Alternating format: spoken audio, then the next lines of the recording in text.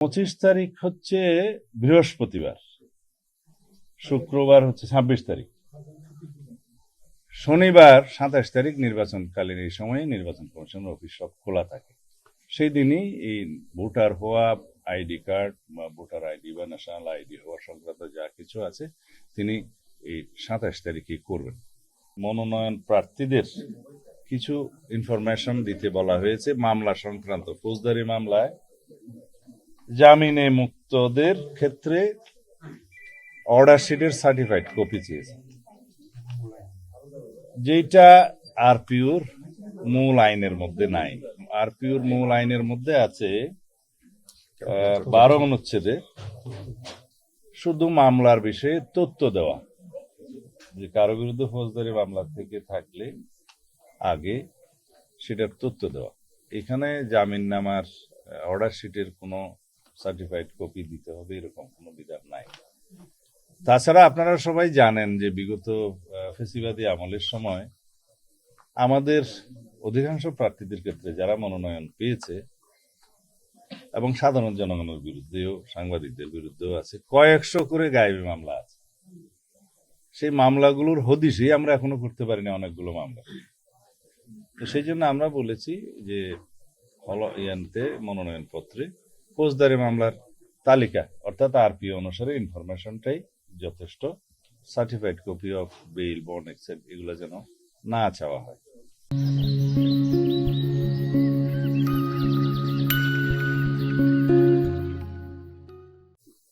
দ্বিতীয় হচ্ছে অভিযুক্ত। এখানে অভিযুক্তের ক্ষেত্রে বলা আছে কিছু বিধান আছে, যদি অভিযুক্ত হয় মনোনয়ন পত্রে চাওয়া হয়েছে যে আমি কখনো ফৌজদারি মামলায় অভিযুক্ত হইনি, যদি সঠিক হয় হ্যাঁ বলবেন, আর যদি বেঠিক হয় না বলবেন।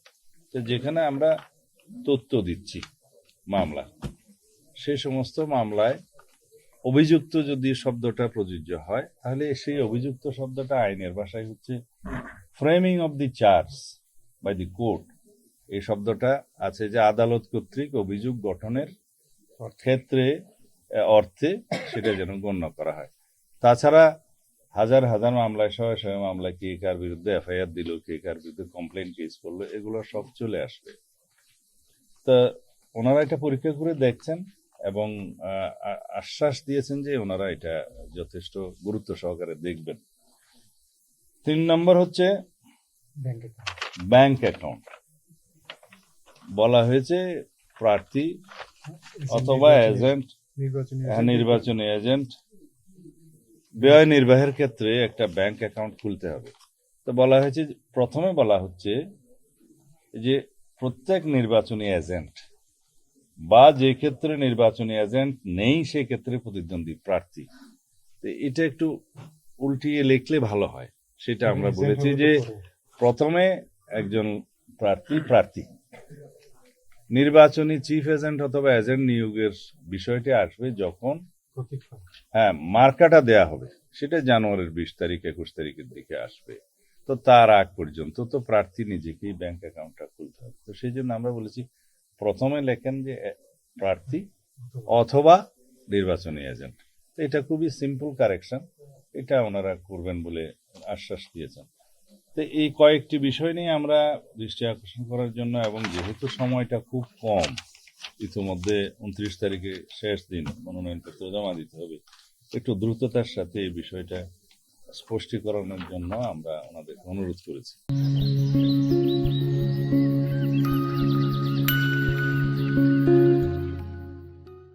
ধন্যবাদ। কারণ নির্বাচনী পরিবেশের কি হয়েছে,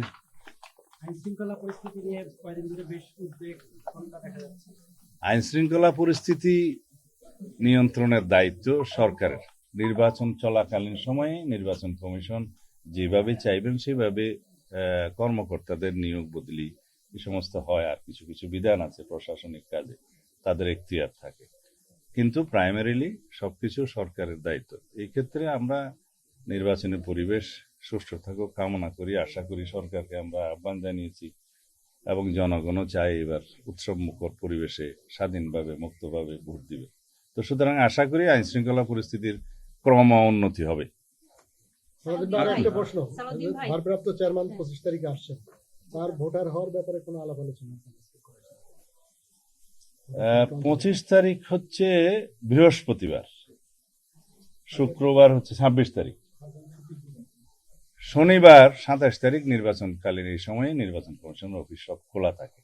সেই দিনই এই ভোটার হওয়া, আইডি কার্ড বা ভোটার আইডি বা ন্যাশনাল আইডি হওয়া সংক্রান্ত যা কিছু আছে তিনি এই 27 তারিখে করবেন।